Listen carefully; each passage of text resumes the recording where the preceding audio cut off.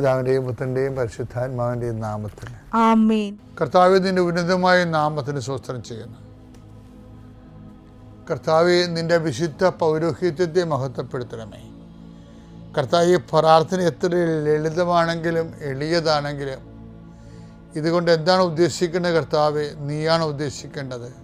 രോഗികളെ, നാനാവിധ രോഗികളെ കർത്താവേ, നിന്റെ വിശുദ്ധമായ രക്തം തളിക്കണമെന്ന് പ്രാർത്ഥിക്കുന്നു. ഡിപ്രഷന് വന്നു പോയവർ, മനസ്സിടിഞ്ഞവർ, ഇപ്പോൾ കാണുന്നത് പോലെ നെഞ്ചിൻ്റെ ഉള്ളിൽ മുഴയുള്ളവരെ കർത്താവ് സ്പർശിക്കണമേ എന്ന് കണ്ണീരോടെ പ്രാർത്ഥിക്കുന്നു. ഉടലിൽ നിന്ന് വെള്ളം വന്നുകൊണ്ടിരിക്കുന്നവരെ കർത്താവ് സുഖപ്പെടുത്തുന്നുണ്ട്. കർത്താവ്, അടിവയറ്റിലെ വേദനകളും മുഴുവൻ എല്ലാത്തരം അസ്വസ്ഥതകൾ, ഭാരങ്ങൾ, എന്തോ കെട്ടിയിരിക്കണ പോലെ തോന്നുന്ന അവസ്ഥകൾ കർത്താവിൻ്റെ നാമത്തിൽ സൗഖ്യമാകട്ടെ എന്ന് ഈശോനാമത്തിൽ പ്രാർത്ഥിക്കുന്നു. കർത്താവ്, ഇന്ന് ജോലി അന്വേഷിച്ച് പോകുന്നവരെ, കർത്താവ്, ഓപ്പറേഷന് വേണ്ടി ഒരുങ്ങിക്കൊണ്ടിരിക്കുന്നവരെ, ഓപ്പറേഷൻ 2.5 മണിക്കൂർ ഉണ്ടാകുമെന്ന് കേട്ടപ്പോഴൊരു പ്രയാസം നേടുന്നവരെ, അതിനെക്കുറിച്ച് ഭയങ്ങൾ തോന്നുന്നവരെ, എല്ലാ ഓപ്പറേഷനുകളെയും കർത്താവിൻ്റെ നാമത്തിൽ ഞാൻ ആസ്വദിക്കുന്നു. കർത്താവ്, പ്രസവത്തിലെ കുഞ്ഞിന് വെയിറ്റ് കൂടുതലാണ്, സിസേറിയൻ വേണമെന്ന് പറഞ്ഞപ്പോൾ അങ്ങനെ പറഞ്ഞിരിക്കുന്നവർ, അങ്ങനെ ഓരോരോ വിഷയത്തിൽ പ്രസവ സംബന്ധമായ വിഷയങ്ങൾ വിഷമിക്കുന്നവരും വേദനിക്കുകയും വീർമുട്ടുകയും ചെയ്യുന്നവരുടെ എല്ലാ ഭാരങ്ങളും മാറി മാതാവ് പ്രസവത്തിൻ്റെ ഓപ്പറേഷൻ്റെ ടൈമിൽ അല്ലെങ്കിൽ പ്രസവത്തിൻ്റെ സമയം നിൻ്റെ കൂടെ കൈകൾ പിടിച്ചുകൊണ്ട് പരിശുദ്ധ അമ്മയെ നിന്നെ ഏൽപ്പിക്കുന്നു.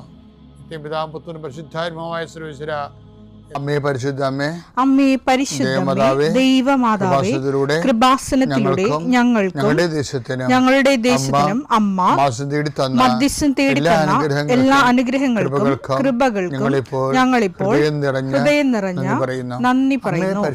അമ്മേ പരിശുദ്ധമ്മേ, ദൈവമാതാവേ, 2004 ഡിസംബർ 7 ഉച്ചകഴിഞ്ഞ് 2:30 കൃപാസനത്തിൽ സംഭവിച്ച അമ്മയുടെ പ്രത്യക്ഷപ്പെടലിനെ കുറിച്ച് തിരുസഭയ്ക്ക് സമർപ്പിച്ചിരിക്കുന്ന പഠനരേഖകളുടെ മേൽ സഭാത്മകമായ പഠനം ആരംഭിക്കുവാൻ ഞങ്ങൾ പ്രാർത്ഥിക്കുന്നു. അമ്മേ പരിശുദ്ധമേ, ഭൂസ്വർലോകങ്ങളുടെ രാജ്ഞിയായ അങ്ങേയ്ക്ക് ഭൗമസംരക്ഷണത്തിനായി പ്രപഞ്ചപ്രകൃതിയെ തന്നെ തിരുസഭ പ്രതിഷ്ഠിക്കുവാൻ ഈ പ്രത്യക്ഷീകരണം വഴി ഇടയാക്കണമേ. പരിശുദ്ധമേ, ജപമാല മാതാവേ, സകല കൃപാസനം പ്രാർത്ഥനയോടും ചേർത്ത് ഞങ്ങളിപ്പോൾ പ്രാർത്ഥിക്കുന്ന ഈ കുടുംബത്തിന്റെ പ്രത്യേക നിയോഗം മക്കളെ.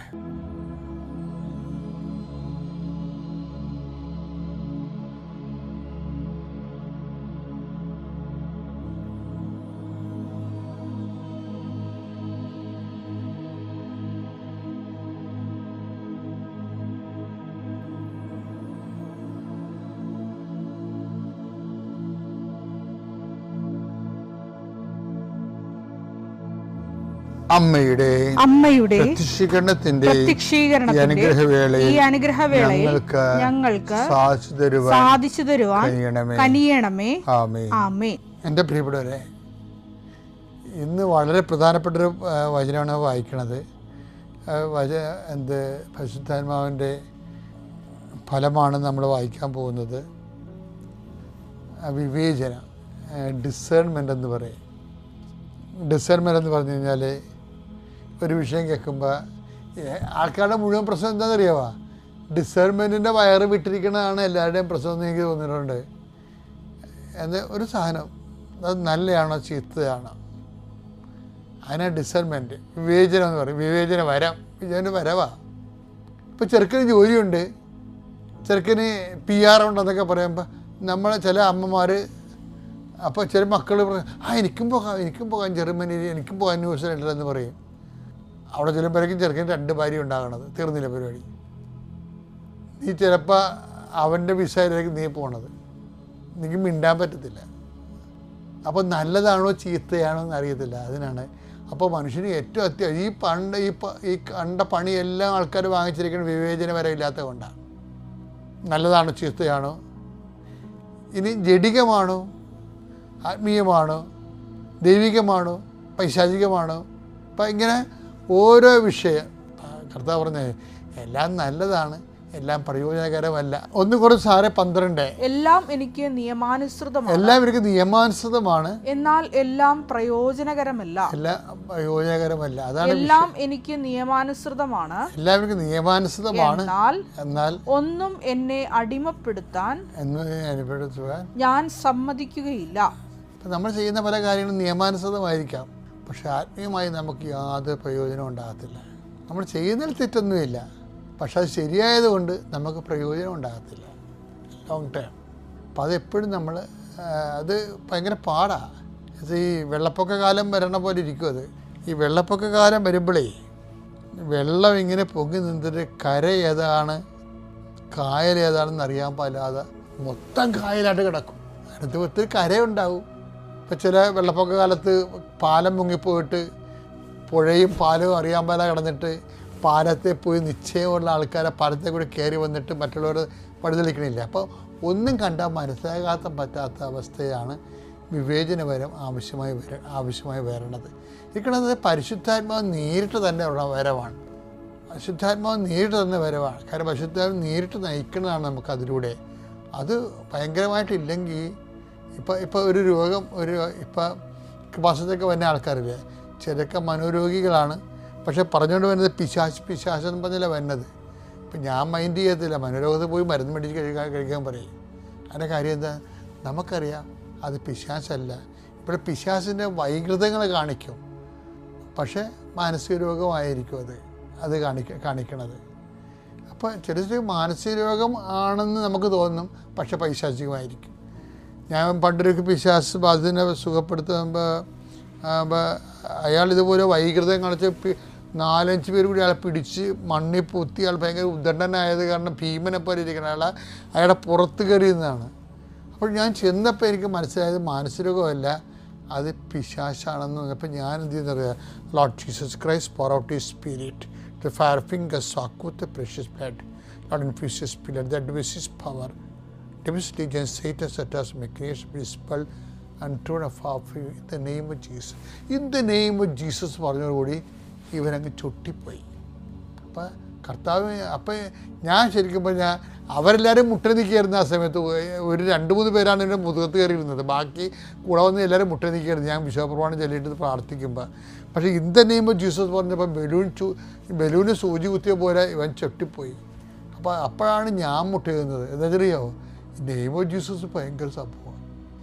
പക്ഷെ പട്ടം കിട്ടി ഒരു 2 കൊല്ലം കഴിഞ്ഞപ്പോൾ തന്നെ കർത്താവിൻ്റെ നാമത്തിൻ്റെ ശക്തിയെക്കുറിച്ച് എനിക്ക് നല്ല ബോധം ദൈവം തന്നത് ഈ ഒരു ഇൻസിഡൻറ്റ് എൻ്റെ ജീവിതത്തിൽ ഞാൻ എഴുതിയിട്ടുണ്ട്. അപ്പോൾ അത് വിവേചനമാണ് വരേണ്ടത്. വിവേചനം പിതാവിൻ്റെയും പുത്രൻ്റെയും പരിശുദ്ധാത്മാവിൻ്റെ നാമം. വിശ്വാസ പ്രമാണം. സർവശക്തനായ പിതാവും ആകാശത്തിൻ്റെയും ഭൂമിയുടെയും സൃഷ്ടാവുമായ ദൈവത്തിൽ ഞാൻ വിശ്വസിക്കുന്നു. അവിടുത്തെ ഏകപുത്രനും ഞങ്ങളുടെ കർത്താവുമായ ഈശോമിശിഹായിലും ഞാൻ വിശ്വസിക്കുന്നു.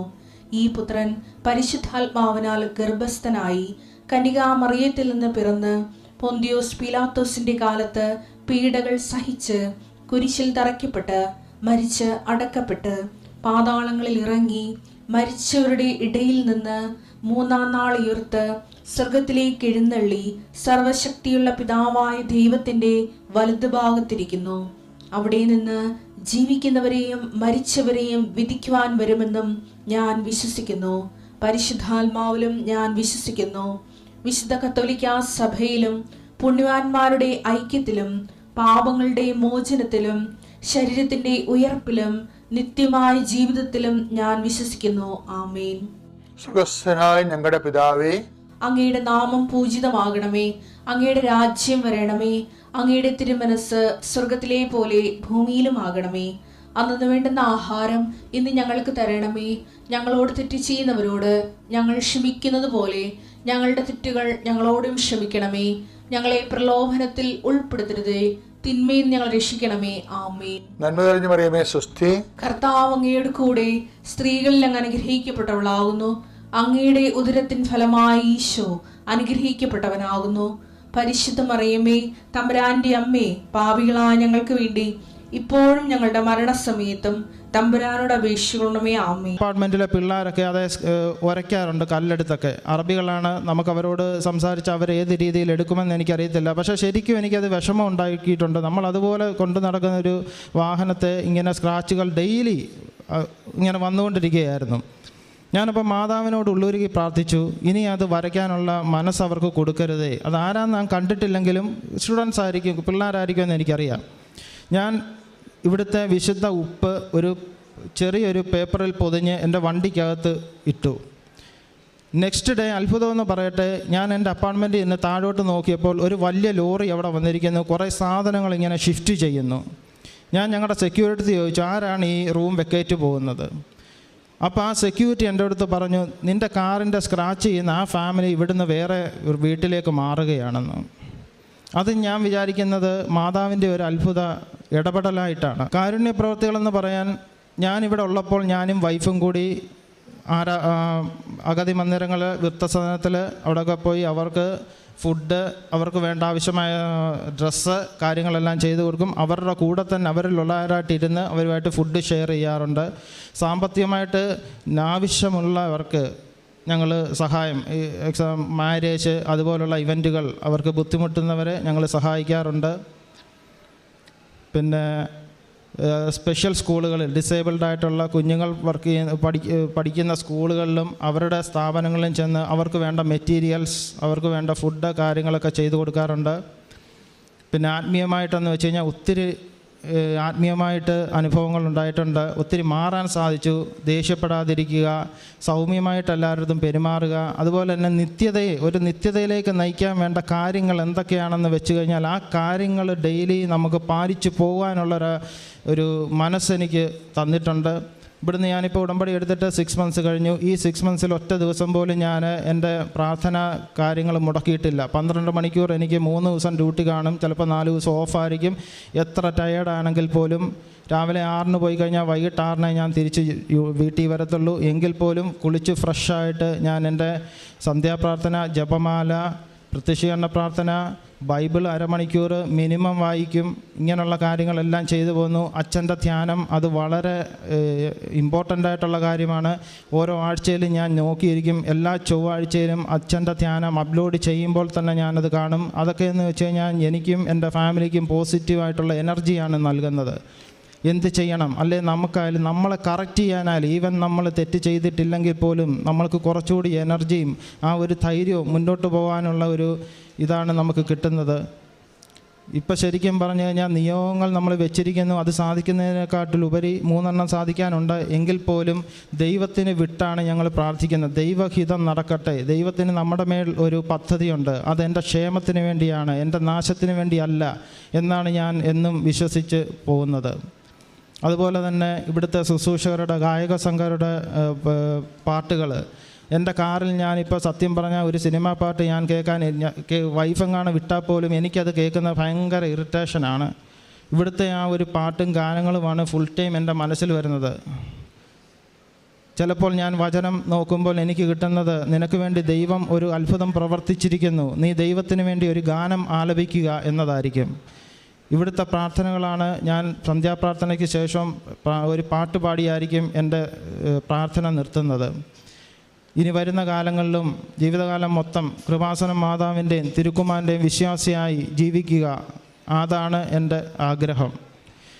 ഒരിക്കൽ കൂടി പരിശുദ്ധ അമ്മയ്ക്കും തിരുക്കുമാരനും കോടാനുകോടി നന്ദി രേഖപ്പെടുത്തുന്നു. എൻ്റെ പേര് ഷിജി ട്രീസ.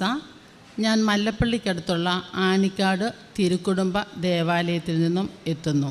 2020 ജനുവരി 15 ഞാൻ ആദ്യമായി ഉടമ്പടി ഇവിടെ വന്നെടുത്തത്. അതിനുശേഷം കോവിഡ് കാലഘട്ടമായിരുന്നു. ആ സമയത്ത് കൃപാസനത്തിൽ നിന്ന് ലഭിച്ചിരുന്ന എല്ലാ പ്രാർത്ഥനകളും എല്ലാ ശുശ്രൂഷകളും ഞാൻ വളരെ കൃത്യമായി തന്നെ പങ്കെടുത്തുകൊണ്ട് പ്രാർത്ഥിച്ചിരുന്നു. ഈ വിശുദ്ധമായ അൾത്താരയിൽ അമ്മ മാതാവ് ജീവനോടെ പ്രത്യക്ഷപ്പെട്ട ഈ വിശുദ്ധമായ അൾത്താരയിൽ എൻ്റെ രണ്ടാമത്തെ സാക്ഷ്യം പറയാൻ ദൈവം മഹാഭാഗ്യം എനിക്ക് തന്നിരിക്കുകയാണ്. ആദ്യമായി എൻ്റെ ഒന്നാമത്തെ സാക്ഷ്യം, ഞാനും എൻ്റെ ഭർത്താവും എൻ്റെ 2 മക്കളും അടങ്ങുന്ന എൻ്റെ കുടുംബത്തിൽ പരിശുദ്ധാത്മാവിൻ്റെ നിറവ് വരണേ. എൻ്റെ കർത്താവെ, ഞങ്ങൾ 4 പേരിലും പരിശുദ്ധാത്മാവ് ഒന്ന് നിറയണേ എന്നായിരുന്നു ഞാൻ വെച്ചിരുന്നത്. ഇന്ന് എൻ്റെ 7ാമത്തെ പുതുക്കലാണ്. ഈ നിമിഷത്തിൽ എനിക്ക് നിങ്ങളോട് പറയാൻ പറ്റുന്നത്, എല്ലാ ദിവസവും ഞാനും എൻ്റെ ഭർത്താവും വിശുദ്ധ കുർബാനയിൽ പങ്കെടുക്കുകയും പരിശുദ്ധാത്മാവിൻ്റെ നിറവിൽ ജീവിക്കുന്നതിനുള്ള കൃപ ഞങ്ങൾക്ക് ഈ ഉടമ്പടി ജീവിതത്തിലൂടെ ലഭിച്ചു എന്നുള്ളതാണ്. വിശുദ്ധ ബലി പല പ്രാവശ്യം നമ്മളൊക്കെ പങ്കെടുത്തിട്ടുണ്ടെങ്കിലും ഉടമ്പടി ജീവിതത്തിന് ശേഷം ഞാൻ എൻ്റെ ദേവാലയത്തിലേക്ക് ഓടിച്ചെല്ലുമ്പോൾ ഞാൻ അവിടെ പുരോഹിതനെ അല്ല കാണുന്നത്. അവിടെ എൻ്റെ ഈശോയോട് ചേർന്ന്, മാലാഖമാരോട് ചേർന്ന് എനിക്കിങ്ങനെ ബൈബിളിലെ ഓരോ കാഴ്ചകളാണ് ഈശോ കാണിച്ചു തരുന്നത്. ഉടമ്പടി ജീവിതത്തിലൂടെ അഹറോൻ്റെ ബലിയൊക്കെ ഇങ്ങനെ ഞാൻ ഓർക്കും, കർത്താവെ, ഞാനിതൊക്കെ എന്നൊക്കെയോ വായിച്ചതാണ്. പക്ഷേ എൻ്റെ കണ്ണിലൂടെ ഈ വിശുദ്ധ കുർബാന സമയത്ത് പുതിയ ഉടമ്പടി അപ്പോൾ എൻ്റെ മനസ്സിൽ ഓർമ്മിപ്പിക്കുക, അമ്മ മാതാവ് എന്നോട് പറയുന്ന സ്വരം എനിക്ക് കേൾക്കാം. നീ ഉടമ്പടി പ്രത്യക്ഷീകരണ പ്രാർത്ഥന കഴിഞ്ഞു, ഇതാ നിത്യമായ ഉടമ്പടിയിലേക്കാണ് നീ പ്രവേശിച്ചിരിക്കുന്നത്. അങ്ങനെ വിശുദ്ധ കുർബാനയിലും ആത്മീയ ജീവിതത്തിനുമുള്ള ഒരു വലിയ അനുഗ്രഹം എൻ്റെ കുടുംബത്തിന് ഈ ഉടമ്പടി ജീവിതത്തിലൂടെ ഞങ്ങൾക്ക് ലഭിച്ചു. 2ാമതായിട്ടുള്ള എൻ്റെ സാക്ഷ്യം, ഞാനൊരു അധ്യാപികയാണ്. ഏകദേശം 15 വർഷത്തോളമായി എൻ്റെ കാല് 2ഉം വേരിക്കോസ് കൊണ്ട് നിറഞ്ഞു നിൽക്കുകയാണ്. ഇപ്പോഴും പല പ്രാവശ്യം ഓപ്പറേഷനൊക്കെ നിശ്ചയിച്ചിരുന്നു. പക്ഷേ ഉടമ്പടി എടുത്തു കഴിഞ്ഞപ്പോൾ എനിക്കൊരു ബോധ്യമുണ്ടായി, എന്തിനാണ് ഓപ്പറേഷൻ? ഈ നേർച്ച വസ്തുക്കളും ഈ പ്രാർത്ഥനകളും ഈ സാക്ഷ്യങ്ങളും അച്ഛൻ്റെ ശുശ്രൂഷ ധ്യാനങ്ങളുമുള്ള ഒരു വിശ്വാസിക്ക് എന്തിനാണ് ഓപ്പറേഷൻ? ഞാൻ എൻ്റെ അമ്മയോട് ഈ ഉടമ്പടി ധ്യാനങ്ങൾ കൂടുന്ന സമയത്ത് ഈ ഉപ്പിട്ടും തൈലം പുരട്ടിയും ഞാൻ എൻ്റെ കാലിൽ പുരട്ടിയിട്ട് ഈശോയോട് ഞാൻ പറയും, ഈശോ, നീ എത്ര രോഗികളെ സുഖപ്പെടുത്തി, നിനക്കിതൊന്ന് ബന്ധിക്കരുതോ, നിനക്കിതൊന്ന് ശാസിച്ചിതിനെ വിടരുതോ എന്ന് പറയും. സഹോദരങ്ങളെ, ഞാൻ പറയട്ടെ, 15 വർഷമായിട്ട് 2 കാലിലും സ്റ്റോക്കിൻസ് ഇട്ടുകൊണ്ട് എല്ലാ ദിവസവും സ്കൂളിൽ പോകുന്ന ഒരു അധ്യാപിക, എനിക്ക് എൻ്റെ ബാഗിനകത്ത് സ്റ്റോക്കിൻസ് കണ്ടില്ലേ, നമ്മൾ പറയത്തില്ല, എന്തോ ഒരു മെൻ്റൽ പ്രോബ്ലം പോലെ എനിക്ക് തോന്നും. അതാണ് എൻ്റെ ബലമെന്നാണ് എൻ്റെ വിചാരം. എനിക്ക് ക്ലാസ്സിൽ നിന്ന് വന്നു കഴിയുമ്പോൾ ഉച്ചയ്ക്കെടുത്ത് ഇതിടുക, അല്ലെങ്കിൽ സ്റ്റോക്കിൻസിൽ എനിക്ക് ടെൻഷനാണ്. നമുക്ക് എൻ്റെ മെൻ്റൽ ഡിസീസ് വരുന്ന പോലത്തെ ഉള്ളൊരു ഫീൽ വരും. കാരണം 4 മണി വരെ എനിക്ക് നിൽക്കാൻ പറ്റത്തില്ല, ക്ലാസ്സിൽ നമുക്ക് ഇരിക്കാൻ പറ്റത്തില്ലല്ലോ, നമ്മൾ പഠിപ്പിച്ചുകൊണ്ടിരിക്കുമല്ലേ. പക്ഷേ ഇപ്പോഴും ആദ്യമായി ഞാൻ എൻ്റെ കൃപാസനത്തിൽ എത്തിയിരിക്കുന്നു.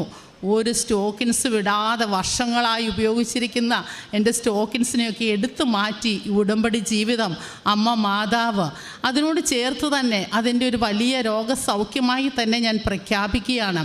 അതിനോട് ചേർത്ത് തന്നെ കഴിഞ്ഞ ജൂലൈ ഓഗസ്റ്റിൽ എനിക്ക് ഡെങ്കു ഫീവർ വന്നു. ഏതാണ്ട് 15,000 കൗണ്ട്, ഏറ്റവും ലോ കൗണ്ടാണ്. ഞാൻ തിരുവല്ലയിലെ ഒരു പ്രസിദ്ധ ഹോസ്പിറ്റലിലേക്ക് അഡ്മിറ്റായി. അവിടെ ചെന്നയുടനെ ഡോക്ടേഴ്സും മെഡിക്കൽ സ്റ്റുഡൻസും എല്ലാം എന്നെ കടന്നങ്ങ് പരിശോധിക്കുക. കാരണം എൻ്റെ ശരീരത്തിലൂടെ ബ്ലീഡ് വരുന്ന ഒരു കണ്ടീഷനിലാണ് ഞാൻ നിൽക്കുന്നതെന്ന് അവർ പറയുന്നത്. പക്ഷേ എൻ്റെ ഈ ഉടമ്പടി കാശുരൂപം എൻ്റെ കയ്യിലുണ്ട്. ഈ മാതാവ് എന്നോട് പറയുക, ഇവരിങ്ങനെ പലതും പറയും, എന്നെ അവർ തിരിച്ചിട്ടും മറിച്ചിട്ടും ഒക്കെ ബ്ലീഡ് നോക്കുകയാണ്, ബ്രെയിനിൽ ബ്ലീഡ് കാണും, പലതും പറയുന്നുണ്ട്. എനിക്കൊരു ഭയവുമില്ല.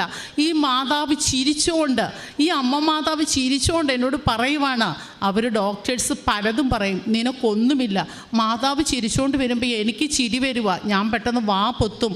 കാരണം ഈ ഡോക്ടേഴ്സ് ഓർക്കുമല്ലോ എനിക്കിനി വല്ല മെൻ്റൽ ഷോക്കും കൂടെ വന്നോന്ന്. അതുകൊണ്ട് അവർ കാണരുത്. കാണാതെ ഞാൻ പറയും, അമ്മേ, നീ എൻ്റെ കൂടെ ഉണ്ടല്ലോ, ആ കൂടെ തന്നെ എൻ്റെ ദിവ്യകാരുണ്യ ഈശോയും വരും. അതിനുള്ള കൃപ എനിക്ക് ലഭിച്ചത് ഈ കൃപാസനത്തിലെ കോവിഡ് സമയത്തെ വീട്ടിലൊരു സക്രാരി എന്ന് പറയുന്ന ഒരു ശുശ്രൂഷ ഈ വിശുദ്ധ ഭവനത്തിൽ നിന്നും നമുക്ക് ലഭിക്കുന്നുണ്ടായിരുന്നു. അത് ഞാൻ വളരെ ഉത്സാഹത്തോടെയായിരുന്നു, വളരെ വിശുദ്ധമായിട്ട് തന്നെയായിരുന്നു ഞാൻ ആ ശുശ്രൂഷയിൽ പങ്കെടുത്തത്. അതിനുശേഷമാണ് എനിക്ക് ദിവ്യകാരുണ്യത്തിൻ്റെ സാന്നിധ്യം എനിക്ക് ഭയങ്കരമായിട്ട് അനുഭവിക്കാനുള്ള കൃപ ഈ ഉടമ്പടി ജീവിതത്തിലൂടെ എനിക്ക് ലഭിച്ചു. അടുത്തതായി എൻ്റെ 3ാമത്തെ സാക്ഷ്യം, എൻ്റെ മകൻ എൻജിനീയറിംഗ് കഴിഞ്ഞിട്ട് MBA സ്റ്റുഡൻ്റാണ്. പക്ഷേ അവൻ്റെ കോഴ്സ് പൂർത്തീകരിച്ചില്ല. ലാസ്റ്റ് സെം തുടങ്ങിയിട്ടേ ഉള്ളൂ. ഇപ്പോൾ അവർക്ക് ക്യാമ്പസ് സെലക്ഷൻ കിട്ടി. ഫെബ്രുവരി 1-ാം തീയതി ഏർലി റിലീസ് എന്നുള്ള രീതിയിൽ കോളേജ് അവനെ വിട്ട് അവൻ ജോലിയിൽ പ്രവേശിക്കുകയാണ്. ആ സമയത്തും പരീക്ഷാ സമയത്തും അവൻ്റെ ഇൻ്റർവ്യൂ സമയത്തും ഒക്കെ ഞാൻ അവന് വേണ്ടി ധാരാളം പ്രാർത്ഥിച്ചിരുന്നു. അവൻ്റെ കഴിഞ്ഞ സെം എക്സാമിന് തൊട്ട് മുന്നേ അവന് ന്യൂമോണിയ വന്നു. അവൻ വല്ലാതെ പ്രയാസപ്പെട്ടിരുന്നു. പക്ഷേ ആ സമയത്ത് തൊട്ടടുത്ത് പിന്നെ പബ്ലിക് എക്സാമാണ്. ഞാൻ പറഞ്ഞു, മോനെ നീ തൈലം പുരട്ടി നേർച്ച വസ്തുക്കളൊക്കെ ഉപയോഗിച്ച് നീ പ്രാർത്ഥിക്കണം. ഞാൻ അതൊക്കെ അവന് കൊടുത്താണ് വിട്ടിരുന്നത്. അപ്പം പ്രയാസമുള്ളൊരു പേപ്പറിൻ്റെ എക്സാം കഴിഞ്ഞിട്ട് വന്നപ്പോൾ അമ്മ ശരിക്കും പ്രാർത്ഥിച്ചോണം. പരീക്ഷ കഴിഞ്ഞ് അവൻ തിരിച്ചു വന്നപ്പോൾ എന്നോട് പറഞ്ഞു, അമ്മേ എനിക്ക് കുഴപ്പമില്ലാതെ ഞാൻ എഴുതി. ഞാൻ ഈ ഉപ്പിലെ ഇച്ചിരി തരിയൊക്കെ എൻ്റെ പേനയ്ക്കകത്ത് ഇട്ടുകൊണ്ടാണ് ഞാൻ പോയത്. മാതാവ് അവിടെയും എൻ്റെ മകൻ്റെ വിശ്വാസത്തിന് കൂട്ടുനിന്ന് അവനെ സഹായിച്ചു. അവൻ നല്ല 400 കുട്ടികൾ പഠിക്കുന്ന UPSC എന്ന് പറയുന്നത് പെട്രോളിയം യൂണിവേഴ്സിറ്റിയിലെ ഒരു കോളേജാണ്. അവിടെ അതിനകത്തെ ആദ്യത്തെ അപ്പോയിൻമെൻറ്റ് എൻ്റെ മകന് ലഭിക്കാൻ സാധിച്ചു. അത് അച്ഛൻ പറയുന്നത് not by merit but by grace. അത് തന്നെയാണെന്ന് ഞാനിവിടെ നിങ്ങളുടെ മുമ്പിൽ പങ്കുവെക്കുകയാണ്. അടുത്തതായി എൻ്റെ